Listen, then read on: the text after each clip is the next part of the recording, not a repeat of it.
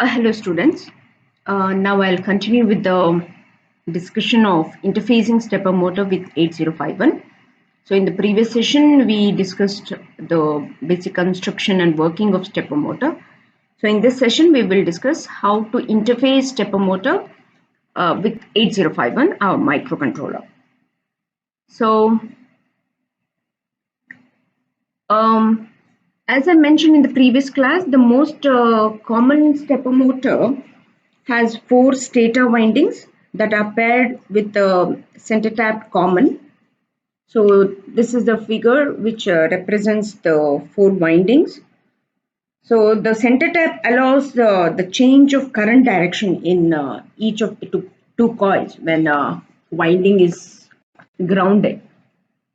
So this is the way the connection has to be done, and here is the motor driver IC, which is used to amplify the control signal. Okay, so here A plus A minus B plus B minus, you can also name it as A, B, C, D, the windings. Winding can be named as winding A, winding B, winding C and D, or A dash, B dash, anything like that. Okay. So in order to excite the windings or to uh, drive the stepper motor, there are different driving modes. So the first one is called wave drive or single coil excitation, where single coil will be excited one at a time. Just one coil will be excited. In the sense, the windings, the coil that is wound over the stator will be, the current will be allowed to pass through it. That is what I mean when we say activating or exciting the coil. Okay. So for this example, uh, the motor with 4 coils, the motor will make one full cycle in 4 steps. So as you excite each coil one at a time, the rotor will rotate in 4 steps, right, to complete one rotation. The other way is, next is a full step sequence, or also called full step drive, which provides much higher torque output because we always have 2 active coils at a given time here. So however, this doesn't improve the resolution of the stepper motor as such, because the rotor will make again here will make a full cycle in just 4 steps. But here you are exciting 2 coils at a time. So as I mentioned here, your the coil here, the code what is shown here is C, winding A and winding B dash. Okay, if both are excited, so the code would be 9. Here it is shown 99 just because you're taking 8-bit register, so you're repeating the nibble, that's all. That doesn't make any difference. All right, so wherein when you're connecting the stepper motor, you will use only 4 lines in a register, in a port. Okay, so if just to avoid confusion, you're in both the nibbles you are placing the same data. So say when winding A and winding B dash are energized, the code will be 999 as it is. Okay, so the rotor position would be this, isn't it? So next is when winding A and winding B will be energized. So this is the rotor position. Next, B and A dash will be energized. The code is 66. Yeah, and in the next sequence, you have to energize A dash and B. You have to energize A dash and B dash. Okay. So in the first sequence, A and B, if you're starting from here, then B and A dash, then A dash and B dash, then B dash and A. That is how we started. So which means the code can be 99CC 6633. So if you observe here, the sequence has to be in only in this direction. And you can always start from energizing any sequence of the coil. Say you can start with CC, that means where you are energizing winding A and winding B. So as shown in the figure, so the code will be CC. Okay, so the next sequence of the code that you'll be sending to stepper motor should be 66, where you are energizing B and A dash. Okay, so in the textbook it is named as winding C and winding D, so you can name here C and D. But the theory behind that doesn't change. So the sequence should be 6 6 after CC. Next, what will be energizing? Winding A dash and B dash. This should be the sequence, right? This should be the sequence going in a clockwise direction. Okay, next would be 3 3. Okay, so when you are feeding the code, when you're entering the code, or when to energize the stepper motor windings, you can start with any of the code, but the sequence should be followed like this.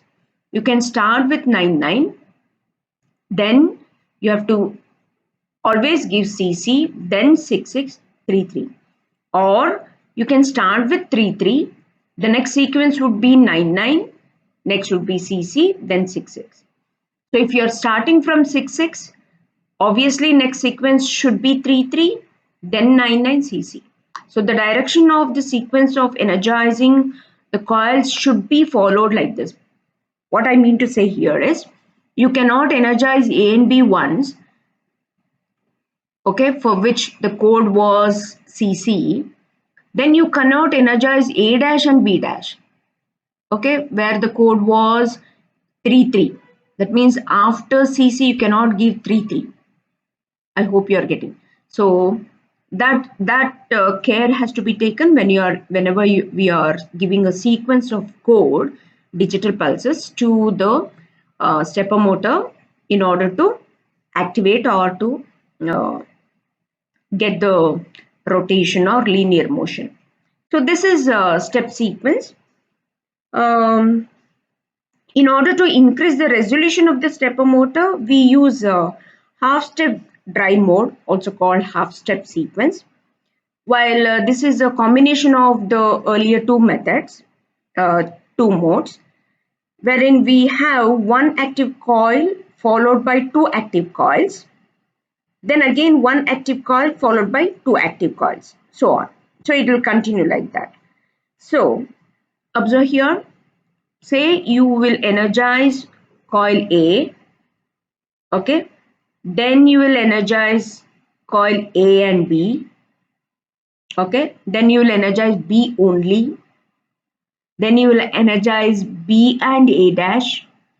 So follow the sequence here. You are energizing A only, then A and B, then B only, then B and A dash, then A dash, then A dash and B dash, then B dash only.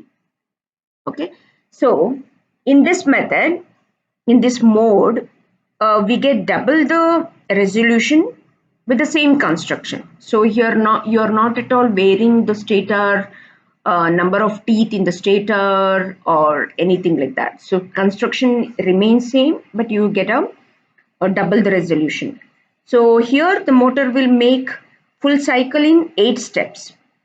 So can you tell me what is the step angle?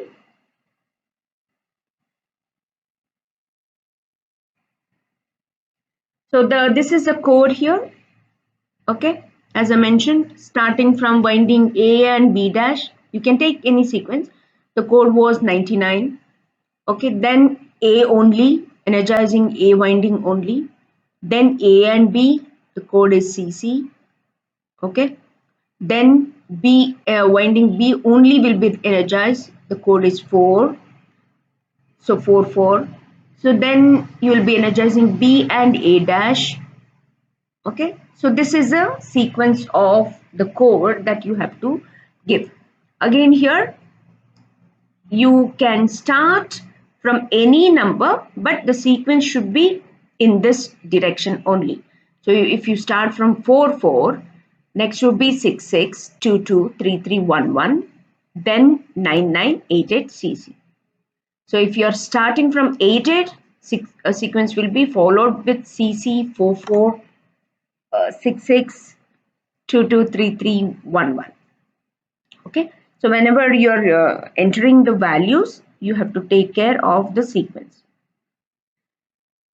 So this is a interfacing block diagram. You know, this is the oscillator circuitry, this is recess circuitry, and all the connections you know, and different ports. So here port 2 is used to connect to the stepper motor, and here ULN2003 is a motor driver, as I mentioned earlier, to amplify the control signal from the microcontroller. So the output or the signal what you're getting from microcontroller is not sufficient enough to drive the motor. So in order to amplify that, you use a motor driver. So ULN2003 is typically used to amplify the signal, and the driver voltage can go up to 15 volts, okay, based on which series you are using. And as I said, the connections are like you have 4 windings. So 4 windings plus 1 common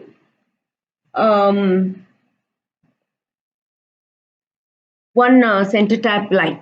So total you will be having 5 uh, wires that you have to connect to the stepper motor. Okay, let us discuss one program here when you are interfacing stepper motor with microcontroller. So this program is write a program to rotate the stepper motor continuously. Okay, so observe that your first instruction is move A with 66. As I mentioned, the code of, say, this is a full step sequence. You're starting with 66. Okay, then that data you're sending to port 1. So port 1 is the output port where you're connecting your stepper motor via the ULN2003 driver, right? So first you're loading 66, okay, that you are connecting to sending to port 1, and port 1, 4 lines of the port 1 you're connecting to stepper motor. Observe the next instruction, rotate right the contents of accumulator. So here I've shown the table there. When you rotate right, the binary value what you'll be getting will be 0011 0011, right? 33, correct? Okay. Call delay program is here. You're waiting for some time. That is the new value what you're sent. Your wait. You want that microcontroller to be in that. Sorry, the stepper motor to be in that position for some time. So you're calling a delay and then jump on. So now you have a new value in accumulator, then you're sending that to port 1 again. So 33 will go to port 1. Okay, you're waiting again. Rotate right. So when you're rotating right, the new value in accumulator would be 99. As I mentioned uh, in the sequence here, first value is 66, then 33, then 99. So you are in the sequence itself, right? So it is not changing the sequence. So rotate right is one simple instruction that is used to give all these values. You can also use a lookup table and get the data here. That is also fine. So here you're energizing the coil by sending different digital values. So different coils are energized here according to the value here. So, and these wires, the different windings are connected. So those windings will get energized, causing the stepper motor to have step rotation or step movement. So that is what is asked here in this program. Rotate stepper motor continuously. All right.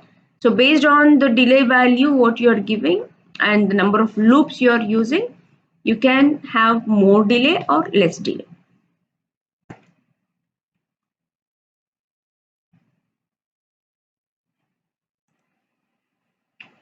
Okay, here is a program. A switch is connected to pin P2.7. Write a program to monitor the status of SW, that is switch, and perform the following.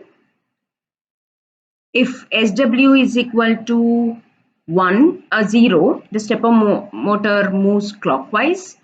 If it is 1, then it rotates anti-clockwise. So this is the program. Your first setting P2.7 because you're configuring this particular pin of port 2 as input port where you have connected your switch. Then you're starting with sending value 66 to A. You can start with any sequence, that doesn't matter.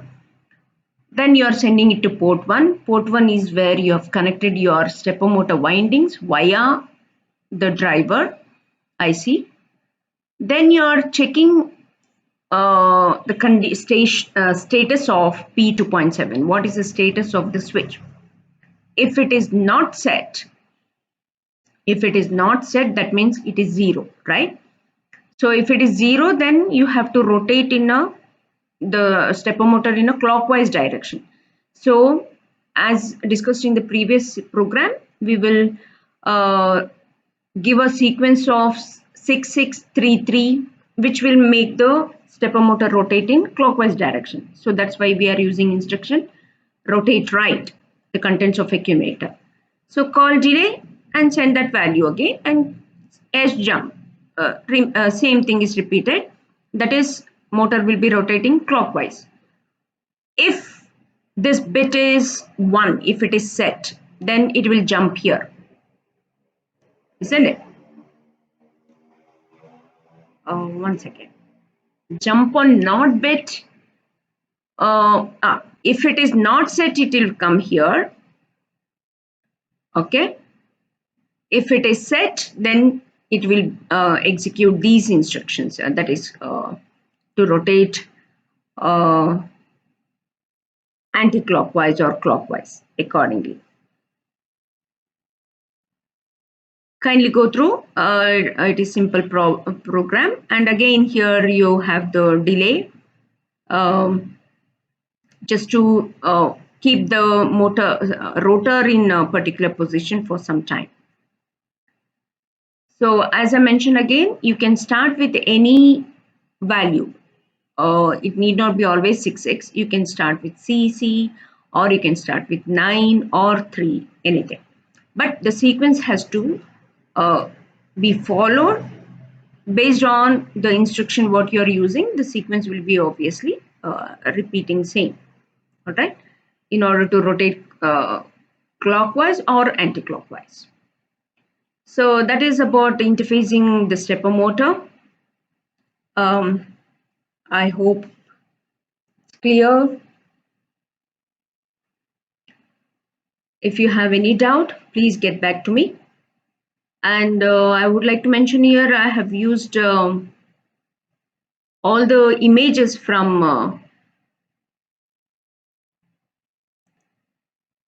howtomechatronics.com. From that site, I have used the images. Sorry, I have not pasted here the reference link, but it is there. It is there available in the previous session. Okay.